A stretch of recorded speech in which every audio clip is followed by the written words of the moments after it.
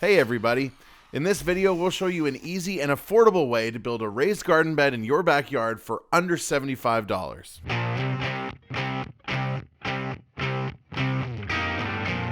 Whether you want to grow your own veggies or just add some visual appeal to your yard, a DIY raised garden bed is a great way to do it.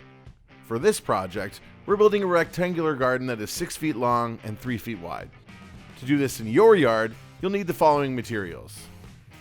3 2-inch by 10-inch by 8-foot boards. These boards will be cut to size and fastened together to form a rectangular garden bed. You can also pick up 3 2-inch by 4-inch by 8-foot boards. These are completely optional, but we'll get to that later. Other materials you'll need include a drill, deck screws, a saw, a tape measure, a level, any straight edge, and a pencil. If you don't have a saw or are uncomfortable using one, you can get your local hardware store to cut your wood to size when you buy it, as long as you have all your measurements on hand. The first step is to find a suitable spot in your yard, somewhere with the right amount of sunlight throughout the day. Then measure to make sure the size of the garden is a good fit. Now cut your 2x10 by 8s down to size. For this project, we need 2 6-foot lengths and 2 3-foot lengths. Grab one of the boards and measure to 6 feet. Mark it with a pencil and then use a straight edge to draw a cutting guide.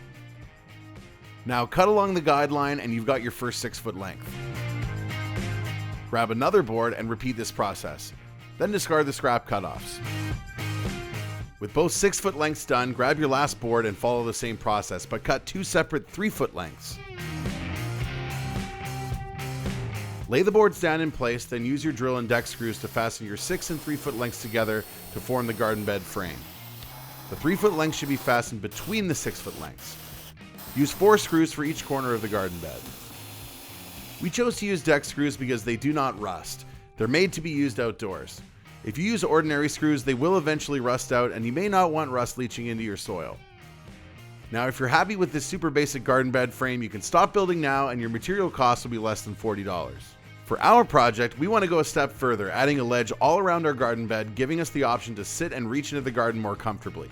This is where the optional 2x4x8s come in.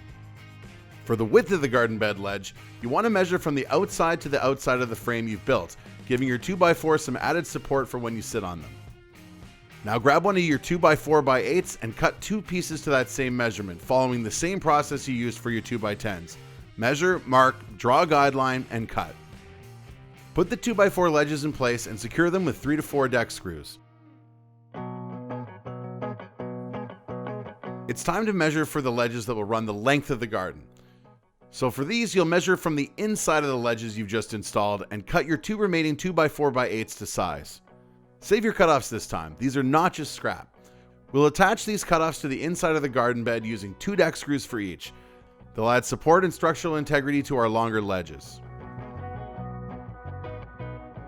Now place the ledges and secure them with the deck screws.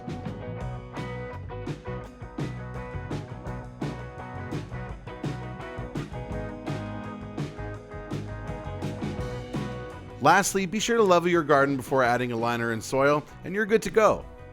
It's worth mentioning that we use regular SPF lumber to keep costs down, but you can use pressure-treated wood if you want it to last longer outdoors and don't mind paying a little bit more. There is some debate about whether the chemicals from pressure-treated wood will make their way into the veggies you grow, so you may want to do your research before deciding. Untreated lumber will rot over time, but that process would typically take 5 to 7 years before you need to think about replacing it. Let us know in the comments, would you use untreated or treated wood and why? Overall, this DIY is really simple. It costs less than $75 and doesn't take much gear at all. If you decide to build one for your yard, be sure to tag us on social media so we can see the results. And if you have any questions, leave them in the comments below. Feel free to subscribe and like the video if you enjoyed it, and don't forget to visit eReplacementParts.com to keep your yard looking great.